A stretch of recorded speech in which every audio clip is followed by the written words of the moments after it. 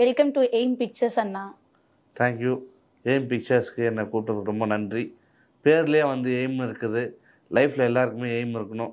நீங்கள் பேர்லேயே வச்சதால கண்டிப்பாக உங்கள் எய்ம் எல்லாமே சக்ஸஸ் ஆகும். இப்படிலாம் சொல்லிட்டு என்னோட எய்மை சக்ஸஸ்ஃபுல் ஆகிக்கணும்னு ஆசைப்பட்றேன். ஸ்டார்ட் பண்ணுங்க.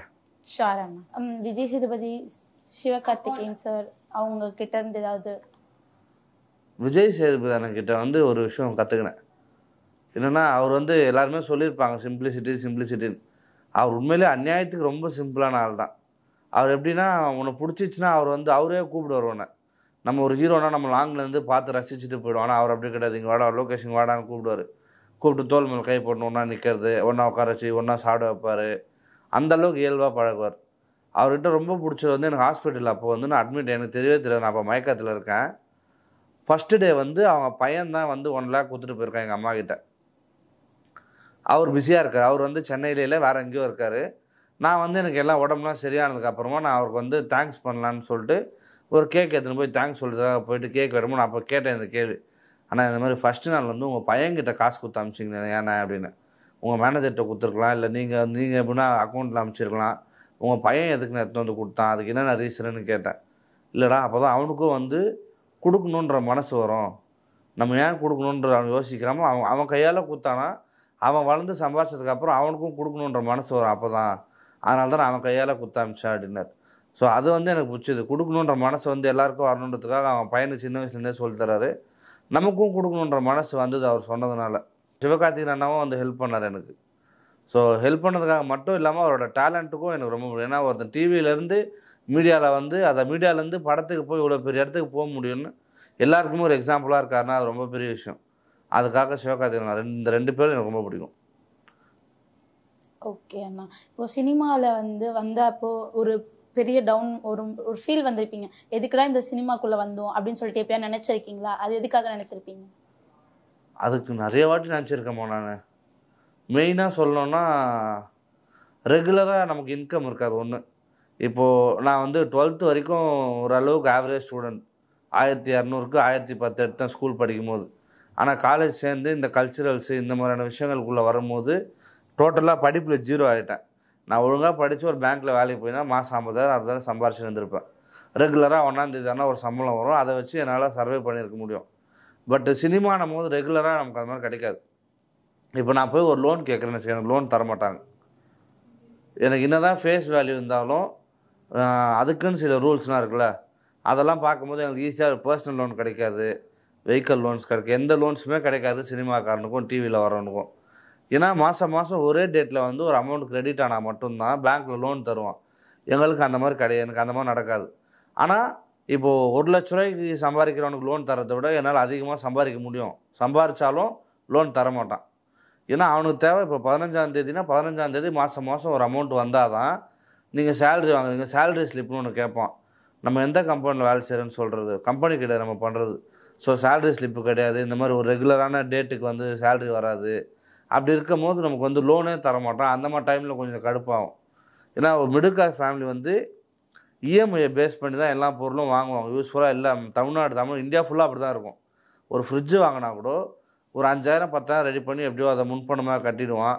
பேலன்ஸ் வந்து மாதம் 3,000 4,000 சொல்லிட்டு இஎம்ஐயாக கன்வெர்ட் பண்ணி தான் ஒரு பொருள் வாங்குவான். அப்படி தான் ஒரு பொருளாக சேர்க்க முடியுமே மிடில் கிளாஸ் ஃபேமிலி. அது கூட முடியாத அளவுக்கு எங்களால் இருக்கும் போது செம கடுப்பாகும். இது ஒழுங்காக எங்கன்னா வேலைக்கே போயிருக்கலாம், இப்போ சினிமாவில் இருக்கிறதுனால தான் நமக்கு இந்த பிரச்சனைன்னு சொல்லிட்டு. ஆனால் திடுக்குன்னு ஒரு படம் வந்து ஒரே படம் வந்து 2 லட்ச ரூபா 3 லட்ச ரூபான்னு வரும். அதுவும் கண்ணுக்கு அப்படியே காலி. ஆனால் இஎம்ஐன்ற லோனுன்ற மேட்டர்லாம் கிடைக்காதப்போ கொஞ்சம் காண்டாகும். அந்த மாதிரி டைம்ல நீங்க ஃபீல் பண்ணியிருந்திருக்கீங்க? ஆமாம், இந்த ஃபீல்டுக்கு வந்து தப்பு போல் இருக்குன்னு ஃபீல் பண்ணுவேன். இந்த மீடியா ஃபீல்டு இல்லாமல் நீங்கள் வேற ஒரு ஃபீல்டு எடுத்திருப்பீங்க அப்படின்னா அது வந்து பேங்க்கு, அதுவும் இல்லாமல் வேற ஒரு இதுவாக போயிருப்பேன், வேற ஒரு ஆஃபீஸில் நான் ஒர்க் பண்ணியிருப்பேன்னா அந்த மாதிரி எந்த ஃபீல்டை சூஸ் பண்ணியிருப்பீங்க? ஃபீல்டுனா இப்போது எனக்கு வந்து கொஞ்சம் ரொம்ப வாட்டமாக எதிர்பார்ப்பேன். ரொம்ப கஷ்டப்படக்கூடாது, ஆனால் வேலை செய்யணும், அதுக்கேற்ற சம்பளம் வரணும் அப்படின்ற பிஸ்னஸ் என்ன பண்ணி ஒரு ஹோட்டல் மாதிரி எதனா வச்சுருப்பேன். ஹோட்டல் மாதிரி கண்டிப்பாக பிஸ்னஸ் தான் நான் ப்ரிஃபர் பண்ணுவேன். ஏன்னா நீங்கள் ஒரு தொழிலாளியாக இருந்தீங்கன்னா லைஃப் லாங் நீ தொழிலாளியாகவே தான் இருப்பேன். உன் லைஃப் மாறாது. நீ 5 லட்ச ரூபா சம்பாரிச்சா கூட மாதம் நீ 60 வயசு வரைக்கும் 5 லட்ச ரூபா மட்டும்தான் சம்பாதிக்க முடியும் உன்னால். அதுக்கேற்ற செலவு இருக்கும், காலி ஆகிடும், முடிஞ்சிடும். ஆனால் நீ இதே ஓனராக இருந்தனா இந்த மாதம் 5 லட்ச ரூபா வரும், அடுத்த மாதம் 10 லட்சம் வரும், 1 கோடி வரும், 2 கோடி வரும், என்ன வேணால் மாறலாம். ஸோ சர்வெண்ட்டாக எம்ப்ளாயராக இருக்கிறது எம்ப்ளாயாக இருக்கணும். ஓனராக இருந்தால் நம்ம வந்து நல்லா இருக்கலாம். அதனால் சின்ன பிஸ்னஸாக இருந்தாலும் நம்ம அது ஓனராக இருந்தால் பெஸ்ட்டு. ஸோ பிஸ்னஸ் தான் பண்ணியிருப்போம் கண்டிப்பாக. ஏதாவது ஹோட்டல் பிஸ்னஸ் வைக்கணும்னு ஆசை எனக்கு. Okay okay. பீச் சைடில் பீச் ரெஸ்டாரண்ட் மாதிரி, பீச் தண்ணி காலில் படணும், அப்படியே சூடாக சாப்பிட்ணும் வரவங்களாம். ஏன்னா எனக்கு அது பிடிக்கும், அது மாதிரி பண்ணணும்னு ஆசை. சூப்பர் சூப்பர் அண்ணா. ஓகே அண்ணா, நீங்கள் இவ்வளோ நேரம் சொன்னதுக்கு ரொம்ப ரொம்ப தேங்க்ஸ். இப்போது ஏதாச்சும் கேம் செக்மெண்ட் மாதிரி ஏதாவது விளையாடலாமா? கேம்ஸா? கேம்னா ஒரே ஒரு கண்டிஷன். சொல்லுங்கண்ணா. நான் தான் நடத்துவேன், நீ வந்து ஆடணும். ஏன்னா எனக்கு வந்து கேம் கண்டக்ட் பண்ணுறது பிடிக்கும். ஸோ நான் நடத்துவேன்னா நீ ஆடுவேன். கொஞ்ச நேரத்துக்கு நான் தான் ஹோஸ்ட். ஓகேவா? சரி ஓகே. சேஞ்ச் பண்ணிக்கலாம் எப்படி? ஓகே. ரெடியா? சிம்பிளான கேம் என்னன்னா, எவ்ரி செகண்ட் கவுண்ட்ஸ் மாதிரி. உனக்கு வந்து 20 செகண்ட்ஸ் டைம் தருவேன். 5 ஆன்சர் சொல்லணும் ஒரு கொஷினுக்கு. ஓகே. சரியா? ஆனால் ஈஸியாக தான் இருக்கும். ஒரு கொஷினுக்கு 5 ஆன்சரு. நான் கேள்வி கேட்ட உடனே டைம் ஸ்டார்ட் பண்ணுறேன். ஓகே. நீ கரெக்டாக சொல்லிட்டேன்னா உனக்கான ப்ரைஸ் எதுனா ஒரு கிஃப்ட் நான் வாங்கி தருவேன், சாக்லேட். சரி ஓகே அண்ணா. டன்.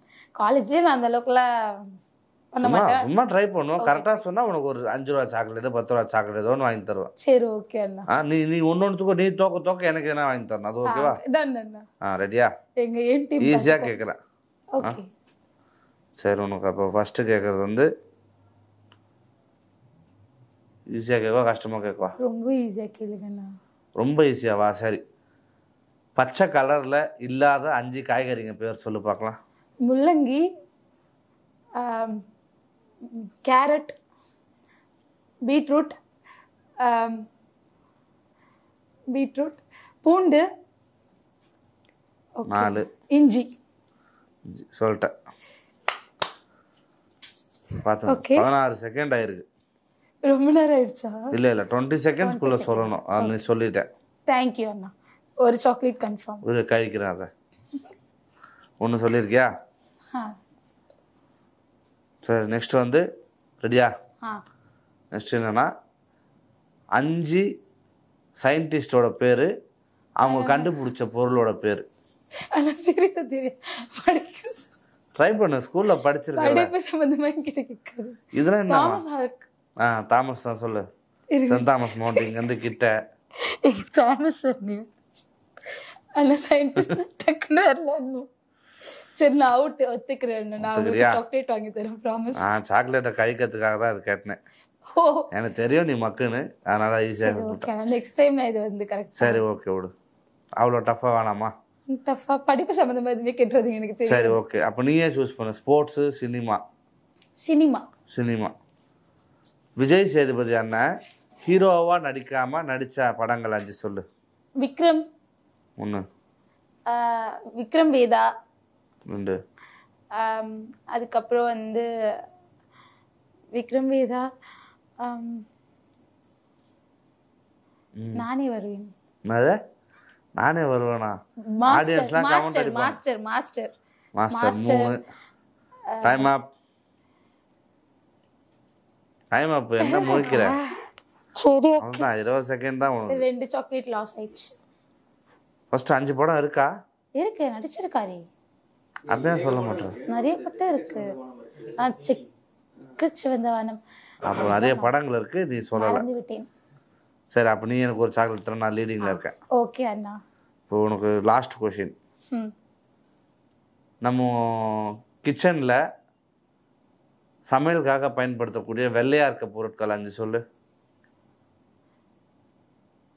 பூண்டு. இந்த பொண்ணு பூண்டு நிறைய தின்னு போகுது. எது கேட்டாலும் பூண்டு நிறுத்துப்பா. வெங்காயம், வெள்ளை ஆனியன். வெள்ளை ஆனியன் இருக்கு. வெள்ளை முள்ளங்கி இருக்கு. முள்ளங்கியே வெள்ளையா தான் இருக்கும். எதுனா வெள்ளை முள்ளங்கி. வெள்ளைன்னு சொன்னதால எல்லாத்துக்கும் வெள்ளையை சேர்த்துக்கிறியா? ஐஸ் அண்ணா, ice cube. Time up. Okay. உங்க வீட்டுல பால், தயிர், உப்புலாம் கிடையாதா?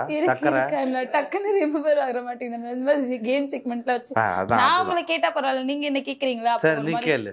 சரி ஓகே, நான் கேக்குறேன். டைம் பண்ணி வச்சு. ரொம்ப கஷ்டப்பட்டு கேக்குறேன். ஓகே. 5 கார் நேம் சொல்லுங்க அண்ணா. Maruti Suzuki, Innova, okay, Vitara Brezza, okay, Baleno, Celerio. Okay அண்ணா, நீங்க ஜெயிச்சிட்டீங்க. ஒரு சாக்லேட், 2 சாக்லேட். டஃபா கேளு, நமக்கு இந்த மாதிரி கேவலமா கேட்காத. சரி ஓகே, நீங்க கேட்ட क्वेश्चन நான் உங்ககிட்ட கேக்குறேன். அஞ்சு சயின்டிஸ்ட் அவங்க கண்டுபிடிச்ச திங்ஸ். திருப்பி நம்மளே கேட்குறியா? சரி, Marconi radio, okay, bulb Edison, Graham Bell phone. Okay, 3 ஆச்சா? இன்னும் 2 பேர் என்னடா கண்டுபிடிச்சிங்க? Wright brothers flight. ஓகே, இன்னும் வேறு என்ன கண்டுபிடிச்சவங்க இருக்கானா? Time up. ஓகே அண்ணா, இன்னும் ஒன்று லாஸ்ட் ஒன். ஓகேங்களா? மியூசிக் இருங்க, அகெயின் ரீஸ்டார்ட் எடுத்துக்கிறேன். மியூசிக் ரிலேட்டடாக எக்யூப்மெண்ட்ஸ் என்னென்ன இருக்குது, அதை வந்து எப்படிலாம் யூஸ் பண்ணுவாங்க அந்த மாதிரி.